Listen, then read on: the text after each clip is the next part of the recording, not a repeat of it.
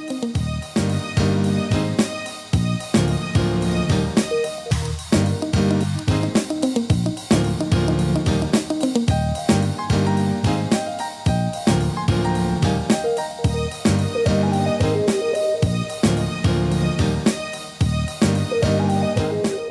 back.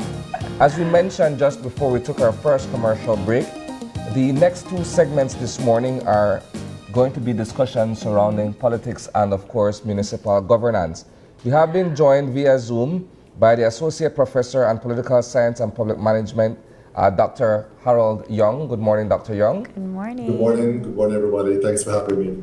And in studio with us this morning is former Mayor and Attorney Darrell Bradley. Good morning. Good morning. Always Mr. a pleasure. Bradley. Thank you Good. for being here. So this is an extended conversation we're going to embark upon that will be split into three Try parts. to keep it into 40 minutes. Right? Which We'll try our best to contain it. I guess I want to start off with, first of all, the role and function of municipal government. In this case, we're looking at cities and towns and what it is that the framework sets out to achieve in terms of delivering the services of the people. Okay, so for the cities, you have the Belize City Council Act, and then you have the Belmopan City Council Act, and then you have the Town Councils Act. So there's a legislative framework that sets out the roles and responsibilities, how councils are constituted and what are their functions. And essentially, the council's responsibility is to be a custodian of the municipal space. So you're talking about things like road infrastructure, drainage, markets, traffic management. You are talking about garbage regulation. So you're really talking about being an effective custodian and manager of the physical space of the city. And within that context, it could cover everything. For example, when I was mayor, we dealt with economic activity, we dealt with parks, we had various social activities and so forth, because you want to build a livelihood in terms of the space. You engage a lot with the police, so you want to deal with community, security, those kinds of aspects, which are very, very close to people's hearts. But one of the things, aside from the legislation itself, I actually was of the view and still am of the view that municipal government is the most important form of government because it is the form of government, I believe, that has the potential to be most democratic. It's the form of government that is closest to the people and deals with the people's concerns and needs. Like you're dealing with bread and butter issues, like my community space, the fact that I want to feel safe in my home, the fact that where I live is an environment that is healthy, it is conducive to good living, it promotes economic development and peace and security. Because the municipal government is so close to the people, I could go and I see my mayor at town hall. What are some misconceptions then that the people have about that municipal government? What is the extent of due diligence that one can do for the people? Well, one of the things that I find is people generally don't understand the different tiers of government. People don't understand that there's a central government, and the central government has certain functions, and then there's a local government, and the local government has certain functions. And by and large, I think that there's a certain expectation of government, and this comes back to perhaps maybe ideological views of what the role of government is. And I tend to think that Belize, over its history and because of how our politics has evolved, there's a high expectation as it relates to what government should do or ought to do, or the role of government in your individual life. And people have an expectation of government. And I think that this creates a lot of problems with the local government, because what I find with local government is that the money isn't there. The tax base isn't there. When I was at City Hall, the subventions, I left in 2018, the subventions were not increased from 1993. So the tax base of the city isn't really growing, and the income stream is not there. But everybody wants the streets, everybody wants the police to be at their beck and call. So I found not necessarily that there were problems with due diligence, but just that people's expectations of what government should do in their lives, there was a mismatch there. So let me ask this then, and perhaps this goes to both yourself and of course Dr. Young. Shouldn't there be a degree of autonomy exercised by each of these municipal bodies? So if you're mentioning the fact that the subvention wasn't increased from 1993, isn't it incumbent upon the administration to be able to expand its revenue streams and what have you? Well, that's a good point. And one of the things I think you could put that within the context of larger policy discussions. We're talking about the constitutional reform process. Other countries enshrine the right of municipal autonomy in their constitution. You have countries around us that have that. There's a right of peoples within local communities to regulate their own affairs. And when we look at and I'm not talking only about cities or towns, but even villages, like land rights, the right of a village council to assign, delegate, and issue out land within this certain space of the community. The right of a mayor or a council within a town or a city to dictate the finances within the city so that they can control what goes on within the city and they can deliver for the people. So I think that these conversations are very important, and I do believe in this idea of municipal autonomy, and I do believe that there should be a sustained process of decentralization. Certain things I think are inverted. For example, the city deals with the physical city, which is actually more expensive. Streets cost a lot of money.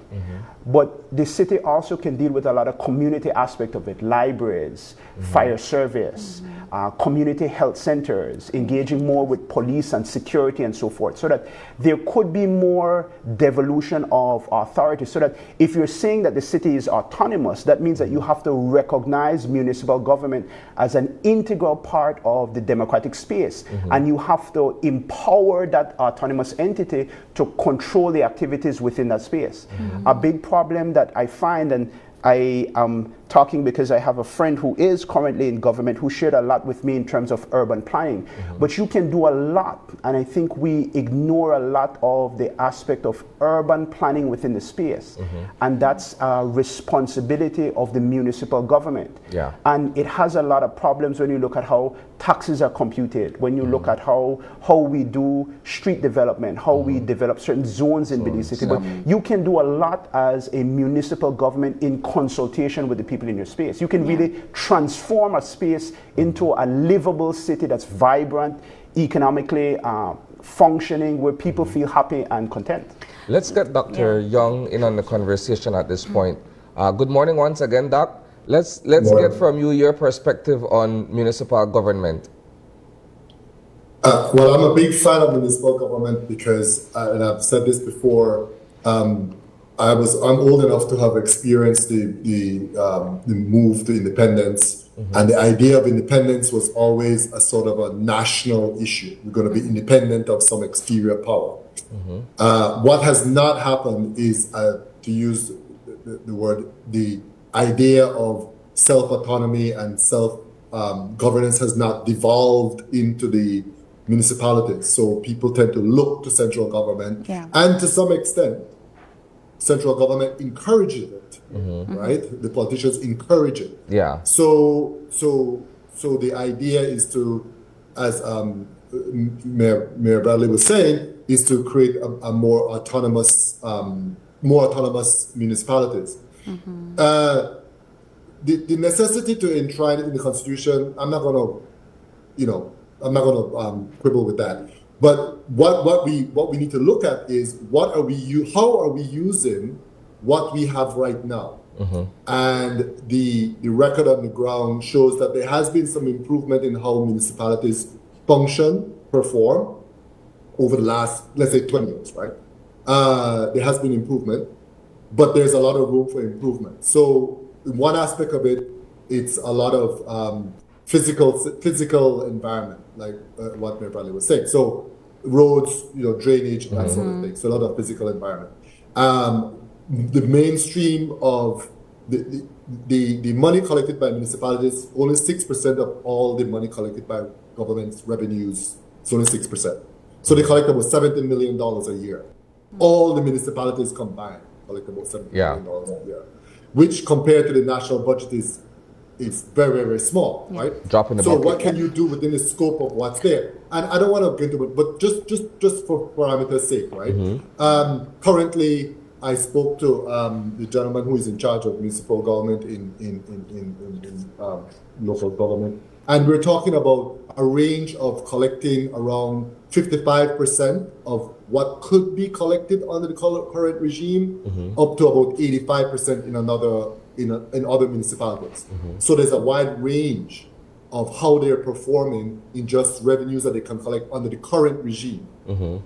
Right? So that is something that people, the voters, should be looking at in making their decisions. Like, how are the municipalities performing within the current regime? Before you talk about making them more autonomous, right? We could talk about that. But how are they performing now, right? That's one big thing. The other thing I think is, and Mayor Bradley mentioned it, is the idea of the human part of it. Yeah. Now, that is something that we have not really evolved officially into. So social services, human services, rather, let's put it that way. Human services are still under the umbrella of the national government. Yeah. And unfortunately, the Ministry of Social Services has always been treated as a sort of a secondary ministry. And I'm asking myself, how can the structures that deal with human beings, right, as human beings, be secondary to streets and roads, right? Or to bridges, or you know, that sort of thing. And so I think it's also a sort of a shift in how we think about, we meaning citizens and voters, how we think about it. Right? Do we and then? that also just the final part, that also brings in how we as individuals shoulder our responsibility within the municipality. Right? How do we pay the taxes we're supposed to pay on time? Do we not throw paper on the ground? Do we not, you know, that sort of. I think what sticks out to me from what you just mentioned, and I think it's an eye opener. Actually, I wasn't looking at it from that point of view, is the fact that you're right.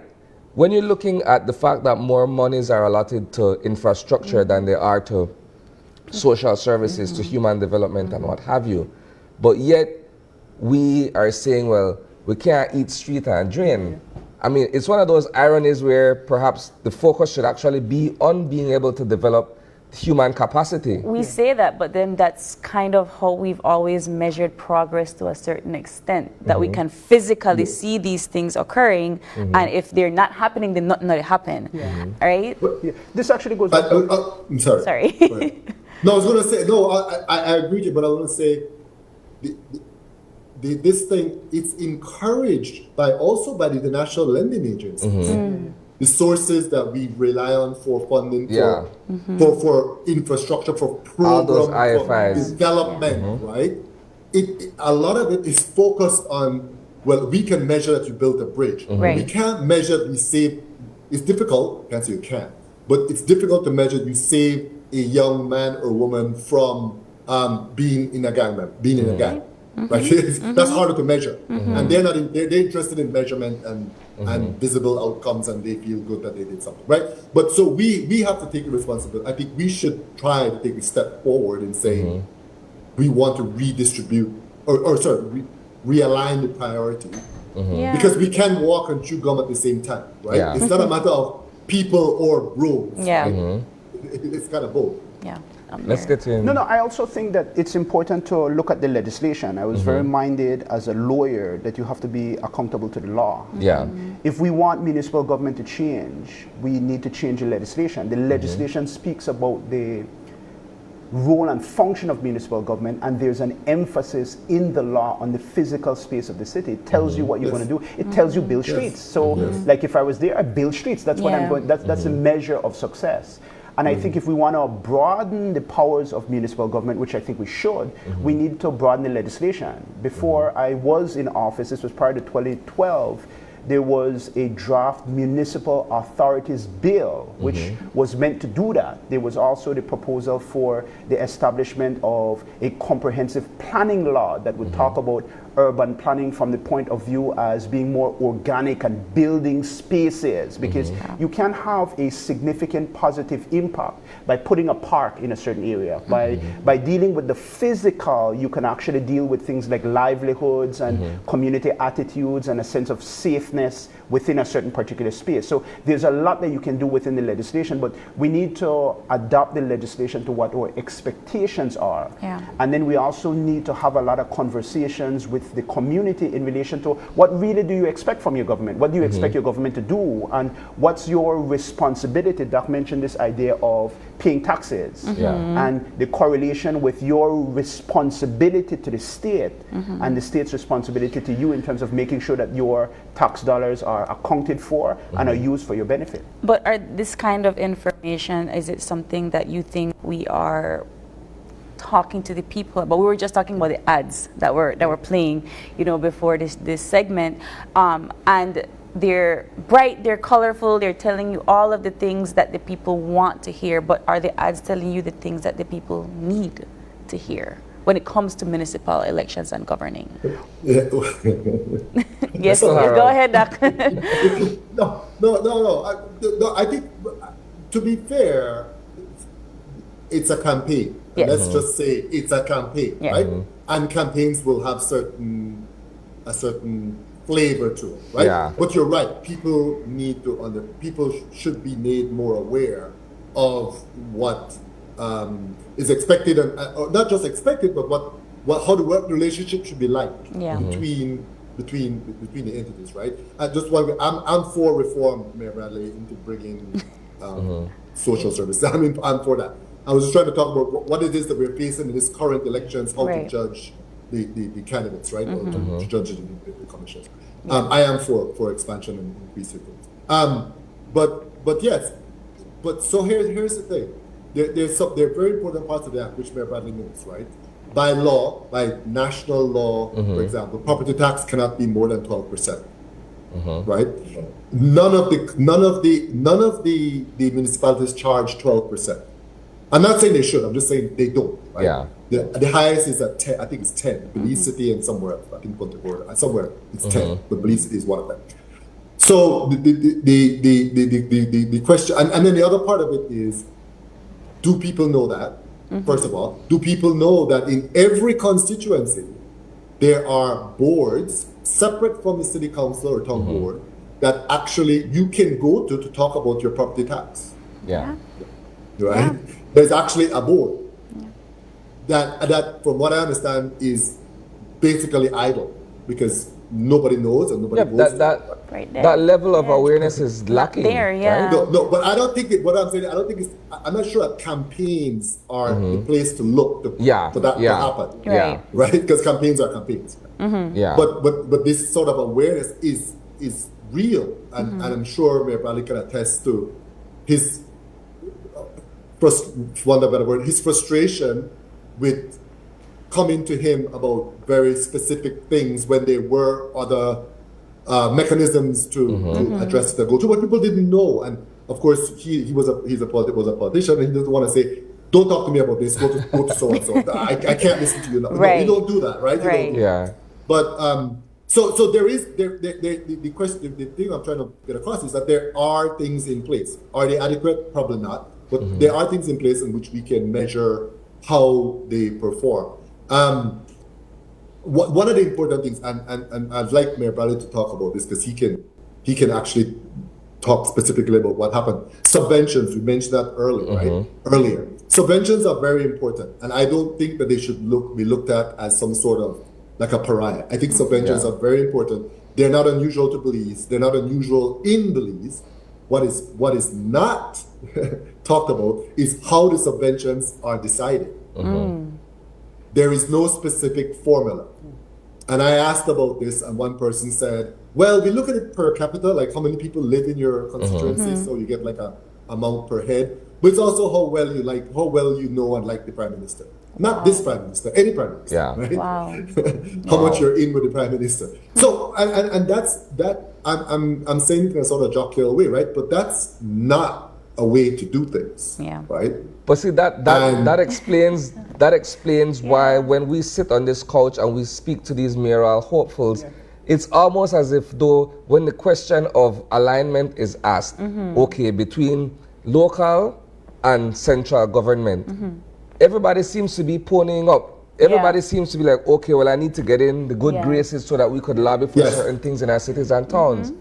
which is Right. my frustration. I would want Yeah. to think that each municipality should be independent for the most Right. part. And then we have a lot of conversations in relation to accountability and transparency. Yeah. If you have an autonomous municipal government that could act as a good check and balance Yeah. against the powers of central government, you want that. You want healthy levels of government where Engagement. people in the community can run for mayor, can run for councillor, they can have community meetings. City council meetings are supposed to be public. You can go there, you can voice your concerns. Right. It's a very organic form of government.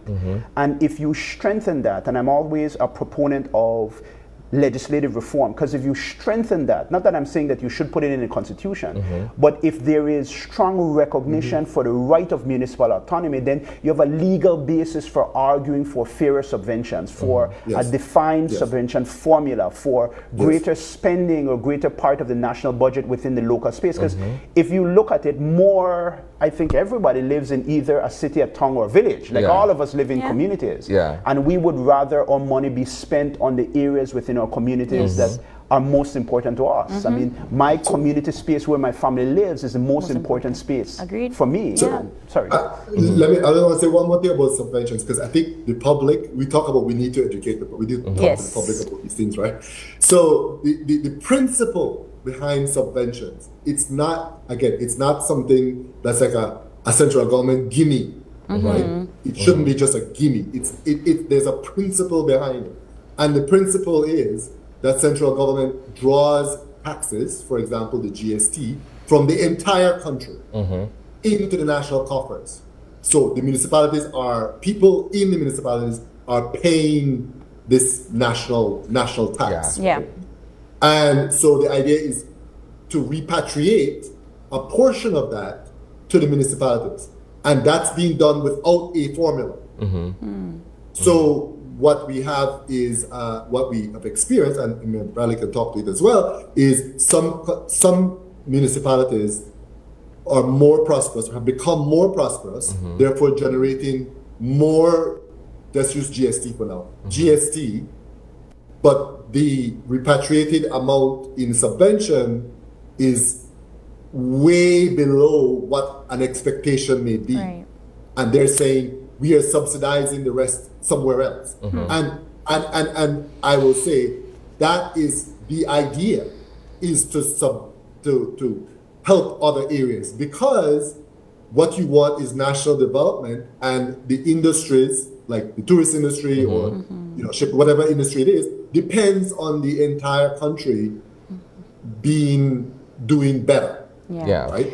All right. So you want to float all the boats, but you have to have a mechanism that's known how to do it. So like what Mayor Bradley said, the relationship can be holding accountable for how you're doing it. And that's not there. Yeah. All right. We have to take a quick break. And when we come back, we're going to segue more into the municipal elections that are coming right here on March 06. Don't go away. More of the functioning government of the municipalities. Stay with us.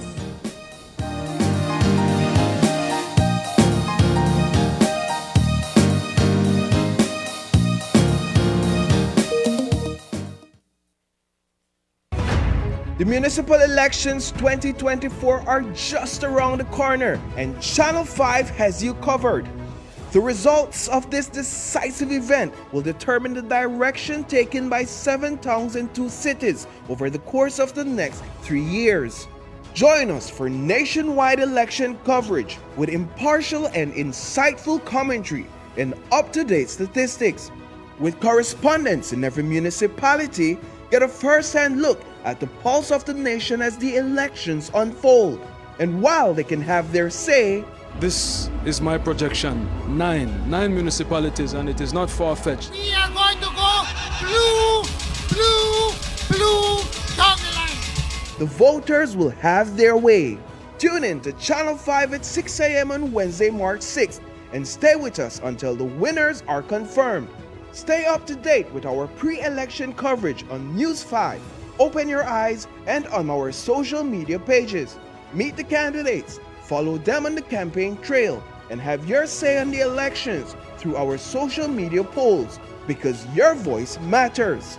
Don't miss the excitement and drama of the Municipal Elections 2024. Tune in to Channel 5 and join us for unrivaled coverage that puts you in the heart of the action.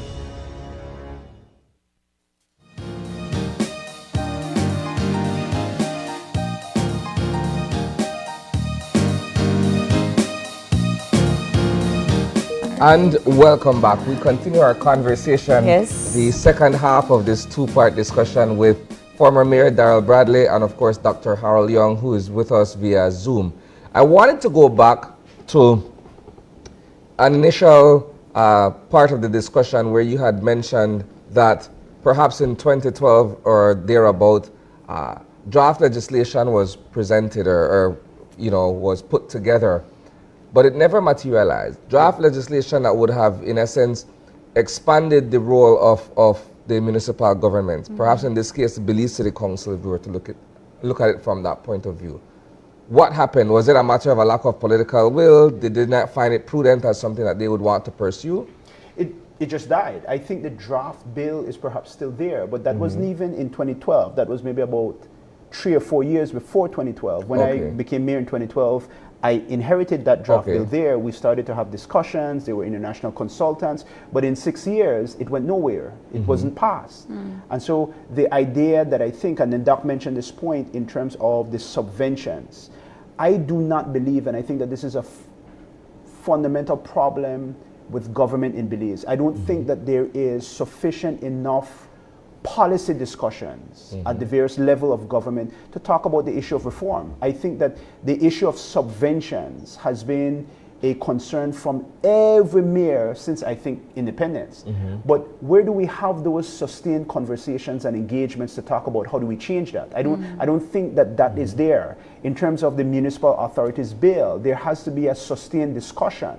And it comes back to people's appreciation of what the different tiers of government are responsible for. Like you mentioned this, Isani, that my area representative wants to be in the street building roads. That's not his function. His function is to be in the National Assembly debating bills.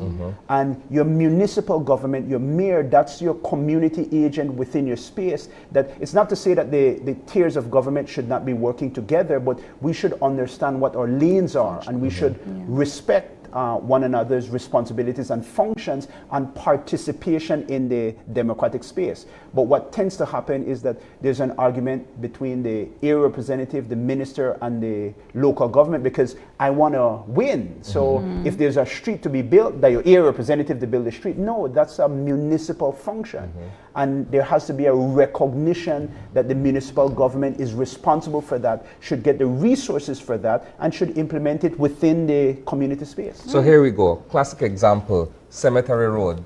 There was this bickering between the sitting mayor and of course the minister responsible for infrastructure development, where they're saying, look, so who's actually responsible for Cemetery Road? Somebody wants What is your perspective on It's that? the mayor. It's the mayor. So, but of course, there's a revenue constraint. So the monies may be contributed by the central government, but that's a municipal responsibility. There are highways that traverse the city. For example, you have the Northern Highway and the Western Highway and so forth. So those are the responsibility of the central government. But all streets within Belize City, Cemetery Road is a street. It's not a highway.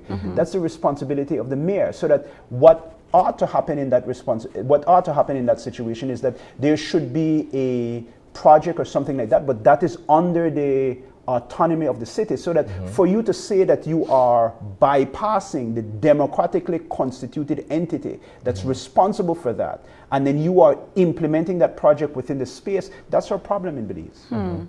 We often, we're going to shift gears a little bit because we are coming at the heels of this year's municipal elections.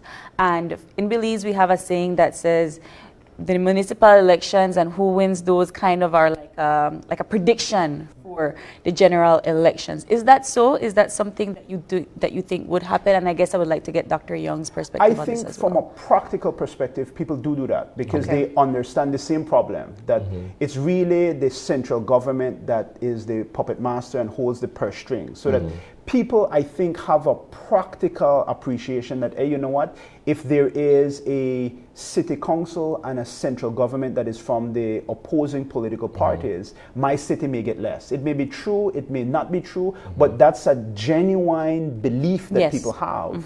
And so I think that that contributes to the expectation that, hey, you know what? I would want there to be an alignment between the political parties so that they could work more seamlessly together. If we are able to reform and we're able to set up structures of autonomy and to provide independent funding for local government and the responsibilities under local government, then that would be a less of a concern. But people believe that. Yeah. Let's get you on it, Dr. Young. Endorse what Mayor Bradley said. Absolutely correct. Yeah. Assessing it. But to the question. Under the current system, right, which is what we're facing as election, municipal elections coming up. Historically, yes, it is, broadly speaking, a barometer. Particularly when, as a cycle would have it, the municipal elections fall within a year or a year and a half of an expected national elections, right? And I have done collected the data, at least since independence. I think I have some data from before independence, at least since independence. And it shows that there is some sort of correlation between the two. It only happened once where the party that won the majority of seats at the municipal level, right, did not win the subsequent national elections. That happened once.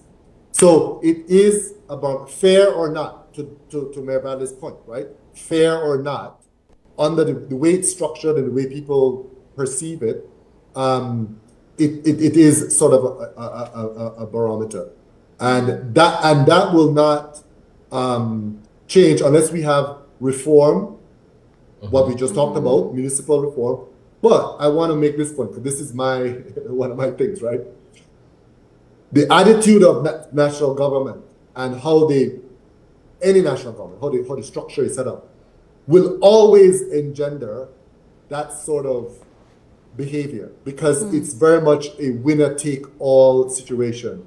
And the way we elect these representatives or House of Representatives engenders that behavior. The system engenders that behavior, it nurtures it, it encourages it. And so for us to see a real shift, it's not going to happen one election cycle, but a real shift over time, there should be a discussion, and we need to stop just talking about discussions. We need to seriously start laying out what it would look like to have elect a national government in a different way. And there are numerous ways, and I'm not going to, this is not the time for me to even try to prescribe, I won't prescribe, but to discuss all the different ways. But there are many alternatives. And I think I want to say is there's always been this thing that, that's too hard.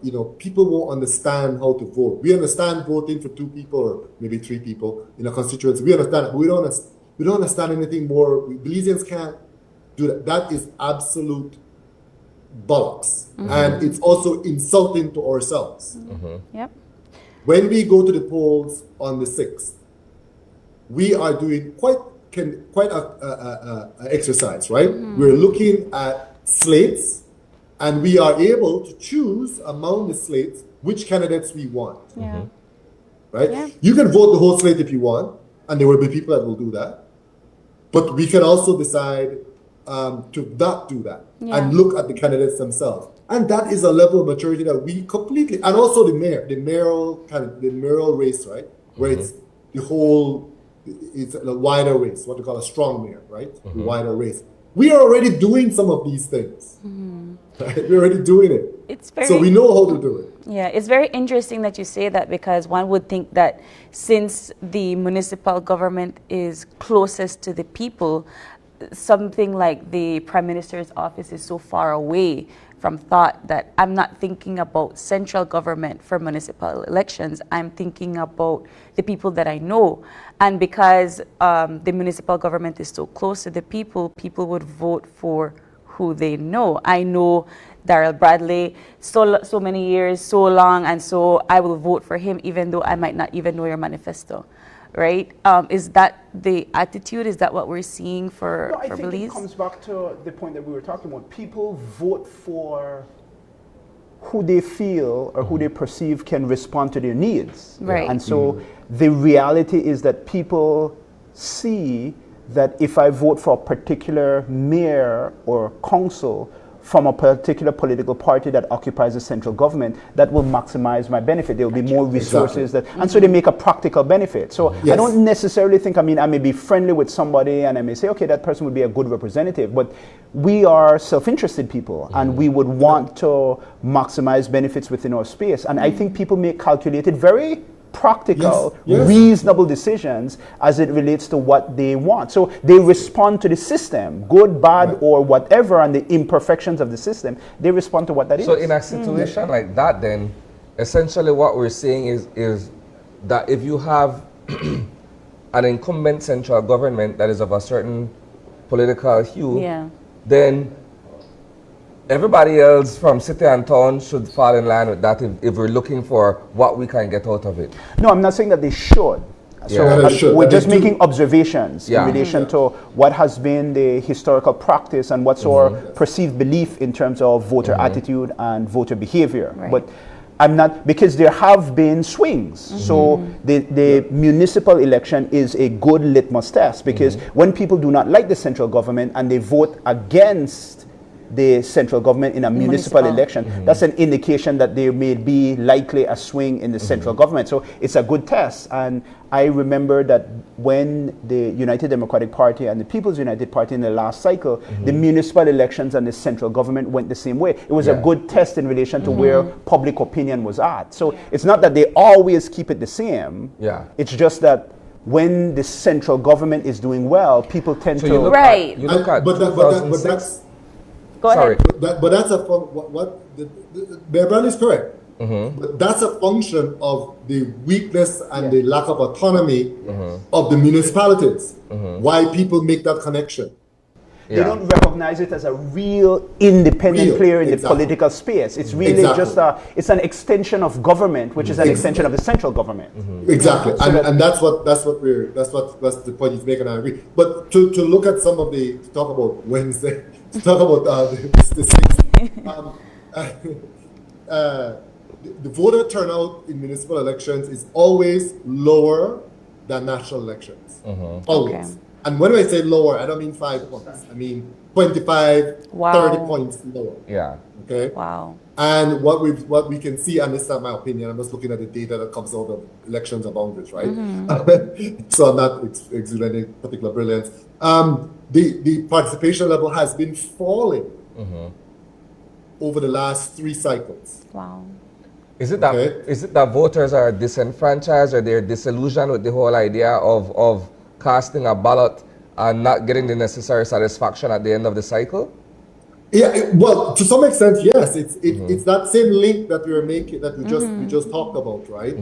That they're like, well, central government has all the power. I voted, the party won. Local government, why do I don't need to bother, right? That's so weird though, because the voting and the power is for us. So if we keep up that culture, that's us essentially giving central government more power than they actually... Yes, right? It's an abdication of our responsibility. I think it's an important question in terms of the caption on the screen, that when you look at evaluating whether or not local government is functioning. And I think it's unfair for us to talk about the functioning local government by reference to the people, because there are systemic changes that need to happen for us to evaluate whether or not it's functioning. And I think within the democratic space of Belize, without reform, people do not see local government as an effective form of government. They don't. It can be. It certainly ought to be, and there has to be significant reform and devolution and increase in autonomy. But unless we do that, we're going to continue to have these cycles where it's seen just as an extension of the central government. Whenever you go ahead, Doc. No, I was going to say, we mentioned earlier human resources, right? People being important. And I think, again, going into the elections that are coming up, when you look at the slates, there was a peak or there was a rise in the last cycle, and now a decrease in the number of women candidates or nominees, right? And that is, I think it's a point of concern where half your population, human resource, are not supported or not moving into leadership roles, right? So we have this chance of not having not one female mayor. Now think about, this is not new, but this is something that I think we should be spending more attention on. I mentioned this before on some other time. When before independence, we had one full female lady member of the cabinet, Madame Gwen Lizarraga, Minister of Education. In 2024, we have one full member of cabinet ministerial post, Honorable Dolores Palmas Garcia. So for down from 70s, 60s into 70s, to 2024, we went from 1 to 1. Is it an indication perhaps of the patriarchal hold that we have on society? Yes, it is. But when you look at, which is again not new, and when you look at the parades or the fanfare going to nomination day, the majority of people who were out there were women. Are women, yeah. Interesting. And they have traditionally done Yep. the groundwork, a lot of the I don't want to say grunt work, but a lot of the important work that goes into making the wheels turn. Yeah, indeed. As we are coming to a close on our long segment, because I feel like we could have gone longer with this, but I would just like I've only spoken about 2 pages of my That's why you have to come back, Doc. But as we wrap up, I would like for you both to give us a final, I guess, word of advice. What should voters be thinking about coming into this new municipal election? Well, I think, first of all, you should vote. Yes. And I think it is a right that people have fought for, and it's a right that should be exercised. So for good or for bad, you should vote. Yes. And I think that you should do a analysis. The system is not perfect, but local government is important. And the more you participate in local government elections, the more you voice your concerns, the more you give it the importance that it deserves. And there could be in the future discussions for reform. So that I think that people should evaluate the candidates. They should evaluate what is contained in the manifestos or the lack of manifestos in relation to that. There should be a listening in relation to what's going on social media, on talk shows and so forth. I don't know if this cycle they're having debates or things like that and those kinds of discussions. And you should make an informed choice as best you can in relation to who you think would best serve your interests within the municipal space. But it's an important form of government. It deserves recognition. And aside from this one election, I think that there tends to be a lot of focus on government, including local government, around election time. But we always should talk about government reform and how do we improve the performance of the different levels of government. So beyond this election, there are still conversations that need to happen, which need to be on the level of the people in relation to how do we improve the effectiveness and performance of our local leaders. Agreed. Dr. Young? Okay, everything Mayor Bradley said. Yes, I don't want to repeat it. Everything Mayor Bradley said. All right. Continue on from that. I want to give recognition and compliment all the under 30 candidates who are there, who are running. There are a number of candidates who are 30 and under who are participating. That's a good sign. And I think that's one of the building blocks of the reform, possible building blocks of the reform, that we're getting younger involvement. I also want to talk about the fact that there are other areas of Belize, and I can name some of them, that should become municipalities. And it goes back to this idea of taking responsibility for your local environments and for your local community, right? And one that I'll call out, I'm not saying any secret, this is not any kind of, is the Ladyville Lords Bank area. Yeah. That area has 12,000 people living there, and they have more voters than Punta Gorda. Yep. Okay, so, but there's this fear of, I don't want to be taxed, so that's what, but anyway. And then the other thing I'll say is, everything Mayor Bradley said about make a decision to go and vote, but also take that consideration and that energy between elections, right? Take it personal, so I don't throw that piece of paper in the public space, right? My response, my contribution. I was watching the feed, and somebody mentioned all the leaders failed the people all the time. And I'm like, well, yes, our leaders do fail us, but we sometimes fail ourselves by not holding them responsible and their feet to the fire, right? And the example that I gave in the feed, if you look, is how many people gave support to, for example, a teacher's action in between elections, right? How many people did that who are not teachers? So that's part of participating in democracy. Democracy is a contact sport, right? To use an awful metaphor. It's a contact sport that requires constant engagement, and that's the only way we'll get the kinds of reform that Mayor Bradley talked about, which I endorse and would love to be a part of and talk more about going forward. So get out and vote. The turnout will tell the powers that be, that municipalities are important. If you stay at 50% turnout, it's like, oh, well, we don't have to worry. But if you get up to 80%, 85%, then it's saying, we are vested, we're interested, we want this. Wonderful. Moral of the story, taxes are good. But thank you. Thank you, gentlemen, so much for coming in. This conversation could have been the entire show. Please do come back. We want to hear more from you when it comes to the rules and rules of the municipal government. So thank you both so much for being here today. And we'll talk more about this in the future. My pleasure, thank you. All right, we are going to take another quick break. And when we come back, it's all about what you know or what you don't know. Daniel Loveless will be in studio to talk to us about his next edition of What You Know here in Belize. Don't go away.